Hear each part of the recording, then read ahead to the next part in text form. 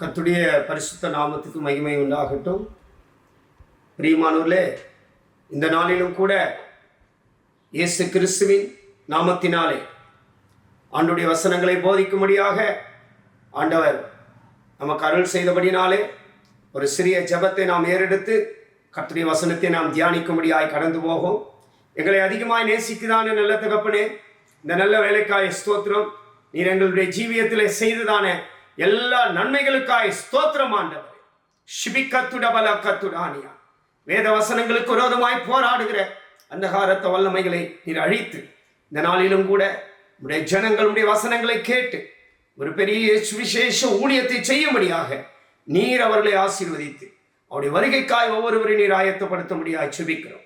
எல்லாவற்றையும் இயேசு மூலம் கேட்கிறோம் நல்ல பிதாவே, ஆமென். கர்த்தருடைய பரிசுத்த நாமத்துக்கு மகிமை உண்டாகட்டும். பிரியமானவர்களே, நாம் தொடர்ந்து தர்மத்தை குறித்து தான் வாசித்துக் கொண்டு வருகிறோம், தியானித்துக் கொண்டு வருகிறோம். இன்றைக்கும் கூட ஒரு வசனத்தை வாசிப்போம். மத்தேயு எழுதின சுவிசேஷம் 6ஆம் அதிகாரம் 2ஆம் வசனத்திலே வாசியுங்க. ஆகையால் நீ தர்மம் செய்யும் போது மனுஷரால் புகழப்படுவதற்கு மாயக்கார ஆலயங்களிலும் வீதிகளிலும் செய்வது போல உனக்கு முன்பாக தாரையை ஊதுவியாதே, அவர்கள் தங்கள் பலனை அடைந்து தீர்ந்ததென்று மெய்யாகவே உங்களுக்கு சொல்கிறேன். அல்லேலூயா. கர்த்தருடைய பரிசுத்த நாமத்துக்கு மகிமை உண்டாகட்டும். இன்றைக்கு தர்மத்தை குறித்து பேசப்படுகிற இந்த வீடியோ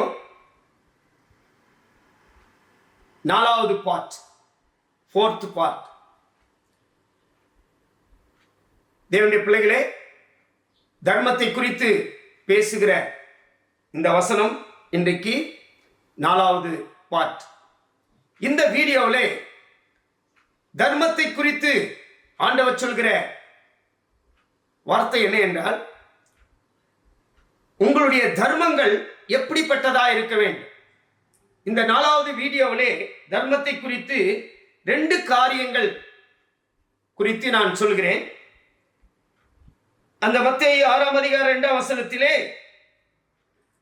வீதிகளிலும் உங்கள் தர்மத்தை நீங்கள் செய்யக்கூடாது, தாரை ஊதுவியாதே, இந்த 2 வார்த்தையை குறித்து விவரமாய் நான் சொல்லி முடிக்கிறேன் இந்த 4வது தர்மத்திலே 4வது வீடியோவிலே. பிரியமானவர்களே, தர்மங்களை குறித்து அநேக காரியங்களை நாம் படித்துக் கொண்டே வருகிறோம். ஒரு தேவனுடைய பிள்ளை எப்படிப்பட்ட தர்மத்தை செய்தால் பரலோகத்தில் இருக்கிற பரம பிதா அவர்களுக்கு பிரதிபலன் அளிப்பார் என்றுதான் இன்றைக்கு பல விதங்களிலே உபதேச வசனங்கள் மூலமாக நாம் படித்துக் கொண்டு வருகிறோம். இன்னைக்கு படிக்க போகிற இந்த 4வது வீடியோவிலே அந்த தர்மம், ஒன்று வீதிகளிலே நாம் தர்மம் செய்யக்கூடாது, அது எப்படி செய்ய வேண்டும். இன்னொன்று தாரையை ஊதுவியாதே. இந்த 2 காரியங்களை இன்றைக்கு எத்தனையோ தேவனுடைய பிள்ளைகள் தர்மங்களை செய்து இப்படிப்பட்ட காரியங்களை தான் செய்து கொண்டிருக்கிறார்கள். நம்முடைய தர்மம் வீதிகளிலே போய் ஒரு பணமோ பொருளோ ஆகாரமோ கொடுக்கிற ஒரு தர்மம் அல்ல.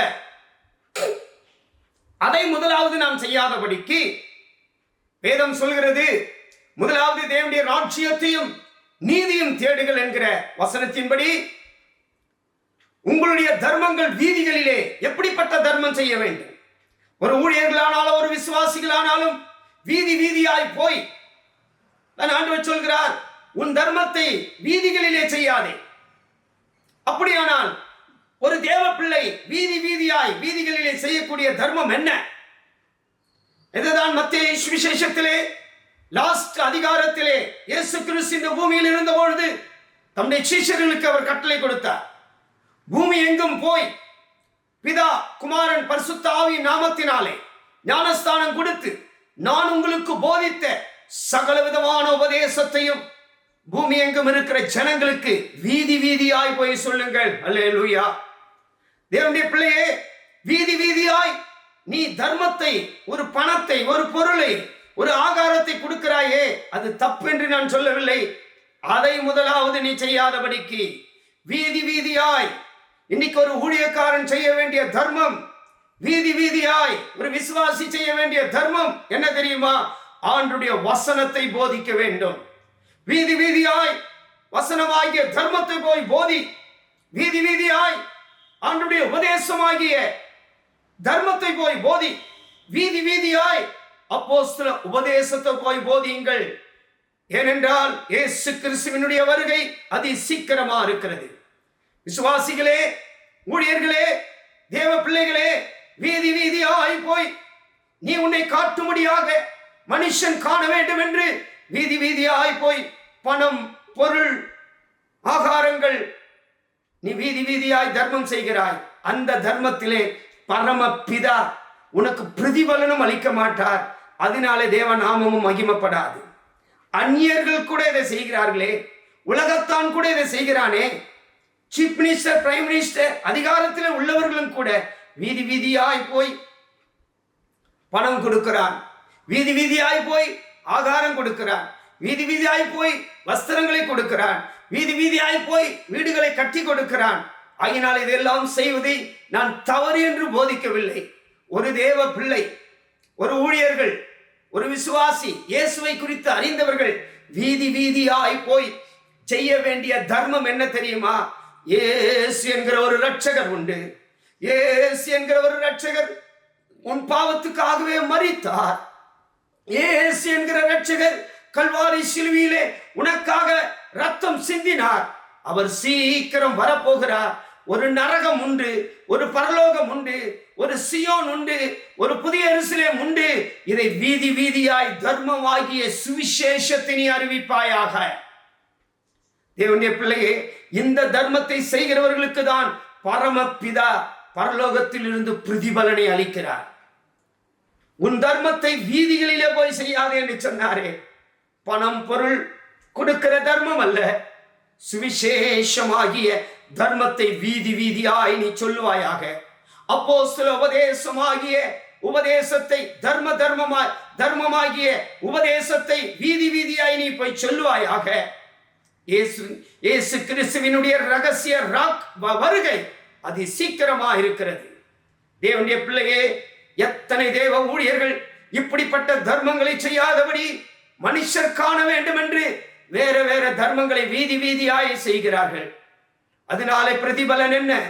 நீ வீதி வீதியாய் மைக்கை எடுத்துக்கொண்டு, வீதி வீதியாய் ஒரு சவுண்ட் சிஸ்டத்தை எடுத்துக்கொண்டு வீதி வீதியாய் போய் இயேசு ஒரு இரட்சகர் உண்டு, அவர்தான் உண்மையான தேவன், அவர்தான் உன் பாவத்துக்காக மரித்தார், அவர்தான் உன் பாவங்களை மன்னிக்கிறவர், அவரால் மாத்திரம்தான் பாவ மீட்பு உண்டு, அவர் ரத்தம் மாத்திரம்தான் உன் பாவத்தை மன்னித்து சுத்திகரித்து பரிசுத்தம் செய்யும் என்று சொல்லி அப்படிப்பட்ட ஒரு தாரையை, தர்மத்தை நீ வீதி வீதியாய் செய்வாயாக. அந்த தர்மம் மாத்திரம்தான் பரமபிதா அங்கீகரிப்பார். எத்தனையோ தேவனுடைய பிள்ளைகள் இப்படிப்பட்ட தர்மத்தை மறந்துவிட்டு வீதி வீதியாய் போய் அழிந்து போகிற காரியத்தை செய்து கொண்டிருக்கிறார்கள். இது 4வது வீடியோலே முதல் காரியம், வீதி வீதியாய் போய் செய்கிற தர்மம். அழிந்து போகிற காரியம் ஆகிய தர்மத்தை நீ செய்யாதபடி அழியாத தர்மமாய் இருக்கிற சுவிசேஷத்தை, அந்த தர்மத்தை நீ அறிவிப்பாயாக.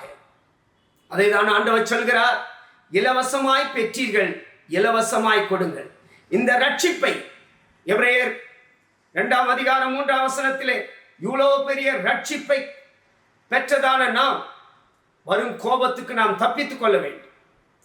ஒரு பெரிய ரட்சிப்பை இலவசமாய் கர்த்தர் நமக்கு தந்திருக்கிறார். இந்த ரட்சிப்பை வீதி வீதியாய் போய் ஆண்டவருடைய சுவிசேஷத்தை நாம் அறிவிக்க வேண்டும். அடுத்து அதே 2ஆம் வசனத்திலே, மத்தேயுவிலே 6ஆம் அதிகாரம் 2ஆம் வசனத்திலே 4வது வீடியோலே 2வது காரியம், தாரையை ஊதுவியாதே. நாம் தர்மத்தை செய்து தாரை ஊதுவிக்கிறோம். தாரை ஊதுவிப்பது என்றால், இன்றைக்கு சில சபைகளிலே போய் பாருங்கள், ஒரு விசுவாசி ஒரு தசம பாகம் கொடுத்தார், இல்லை ஒரு மீட்டிங், கன்வென்ஷன் மீட்டிங்க்கு ஒரு காணிக்கை கொடுத்தார். அங்க உள்ள பாஸ்டர் லிஸ்ட் எழுதி அவங்க ஆலயம் மேலே பெரிய பெரிய ஆரன் கட்டப்பட்டிருக்கும், அது ஊருக்கே கேட்கும். அந்த ஆரன்லே மைக்லே இந்த நபர் இவ்வளவு ரூபாய் கொடுத்தார், இந்த நபர் இந்த பொருளை கொடுத்தார், இந்த நபர் இந்த ஆகாரம் போட்டார், இந்த நபர் இந்த வஸ்திரம் கொடுத்தார், இவ்வளவு பேருக்கு கொடுத்தார் என்று இப்படி தாரை ஊதுவிப்பார்கள். இதுதான் தாரை ஊதுவிப்பது. இந்த தர்மத்தை பரலோக பிதா அங்கீகரிக்கிறதில்லை. இந்த தாரையை ஊதுவிக்கும்படியாய் உன்னை ஊழியக்காரனாகவோ உன்னை விசுவாசியாகவோ தேவன் அழைக்கல. நாம் ஊதுவிக்க வேண்டிய தாரை என்ன தெரியுமா? தேவனுடைய பிள்ளையே, இன்னும் அப்படி இந்த நபர் இவ்வளவு ரூபாய் கொடுத்தார், இந்த நபர் இந்த வஸ்திரத்தை கொடுத்தார், இந்த நபர் இந்த போஜனம் போட்டார் என்று அந்த மைக்கிலே ஆரன்லே கெட்டியாய் தாரை ஊதுவிக்காமல் போனால் அந்த விசுவாசி அந்த சபைக்கே வரமாட்டார். என் பேரை சொல்லல, என் பேரை மைக்கில சொல்லல அப்படி என்று சொல்லி, தேவனுடைய பிள்ளையே, அந்த தாரையை ஊதுவிக்கும்படியாய் தேவன் உன்னை அழைக்கவில்லை. 1 தெசலோனிக்கேயர் 4ஆம் அதிகாரம் 16ஆம் 17ஆம் வசனத்திலே இந்த தாரை ஊதுவிக்கிறது என்றால் ஒரு ஊழியக்காரன், ஒரு விசுவாசி எப்படிப்பட்ட தர்மத்தை செய்ய வேண்டியது தெரியுமா? இப்படி தாரை ஊதுவிக்கிற தர்மம் அல்ல. 1 தெசலோனிக்கேயர் 4ஆம் அதிகாரம் 16, 17ஆம் வசனத்திலே கடைசிய காலம் தொனிக்கும், மரித்தோர் முதலாவது எழுந்திருப்பார்கள், பின்பு உயிரோடு இருக்கிற நாமும் அவரோடு கூட எழுந்திருந்து அவரை முகமுகமாய் காண போகிறோம். தேவனுடைய பிள்ளையே, அந்த கடைசிய காலம் என்று சொல்வது ரகசிய வருகையை காட்டுகிறது. ரகசிய வருகைக்கு முன்பாக கடைசிய காலமா இருக்கிற தாரை ஊதுவிக்கப்பட வேண்டும். அந்த வருகையிலே நாம் எடுத்துக் கொள்ளப்பட வேண்டும். ஆனால் இன்றைக்கு ஊழியர்களும் விசுவாசிகளும் ஒரு தாரை ஊதுவிக்க வேண்டும். என்ன தாரை ஊதுவிக்க வேண்டும்? எக்கால சத்தம். அந்த தாரை ஊதுவிப்பதுதான் எக்கால சத்தத்தை காட்டுகிறது. நீங்கள் இந்த பூமியிலே சபைகளிலே அவர்கள் இவ்வளவு கொடுத்தார்கள், இவர்கள் அவர்கள் கொடுத்தார்கள், இந்த பணம் கொடுத்தார்கள், இந்த ஆகாரம் போட்டார்கள் என்று இந்த பூமியில் உள்ள மைக்கிலே சொல்லி தாரையை ஊதுவிக்கிற அந்த தர்மம் பரமபிதா அதற்கு பிரதிபலன் அளிக்க மாட்டார். அந்த தர்மமாகிய தாரையை நீங்கள் ஊதுவிக்காமல் நீங்கள் எந்த தர்மம் செய்ய வேண்டும்? இயேசுவினுடைய வருகை அது சீக்கிரமாய் இருக்கிறது. மாரநாதா, இயேசு கிறிஸ்து சீக்கிரமாய் வரப்போகிறார். Jesus is coming soon. இப்படிப்பட்ட தாரையை நீங்கள் ஊதுவிக்க வேண்டும். இந்த எக்கால சத்தத்தை நீங்கள் ஊதுவிக்க வேண்டும். நம்முடைய இயேசு கிறிஸ்து சீக்கிரமாய் வரப்போகிறார்.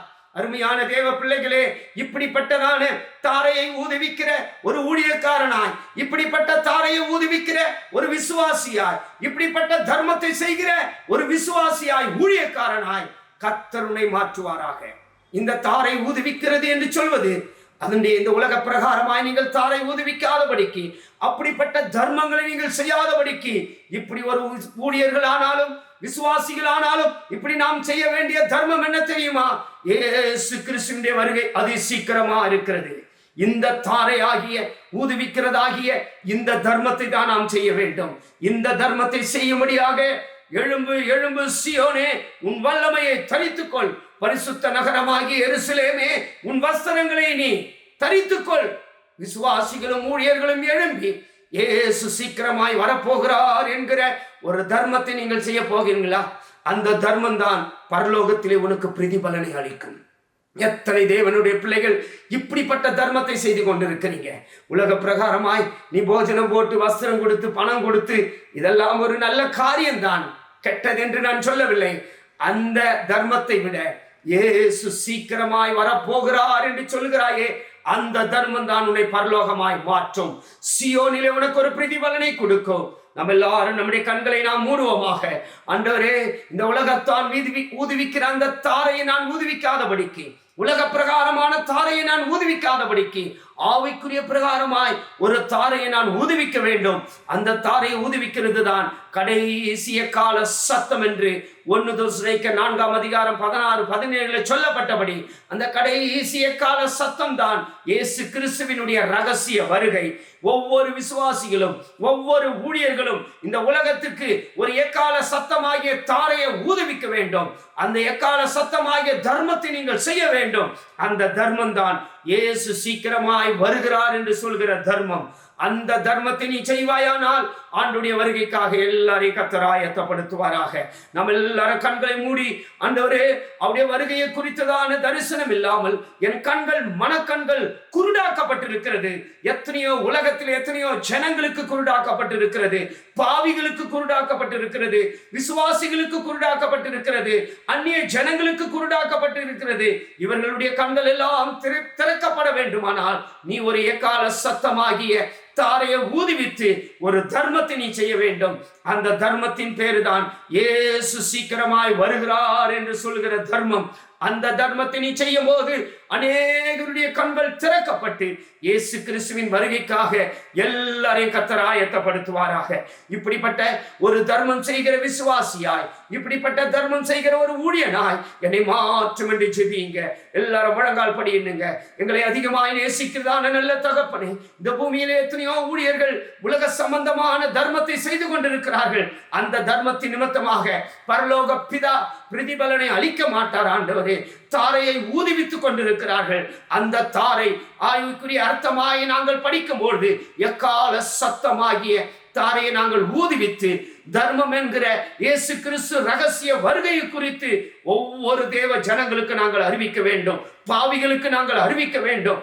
அப்படிப்பட்ட தர்மம் செய்கிற தேவ பிள்ளைகளாய் எல்லாரையும் நீர் மாற்றும்படியாக எல்லாவற்றையும் இயேசுவின் மூலம் ஜெபித்து கேட்டுக்கொள்கிறோம் நல்ல பிதாவே.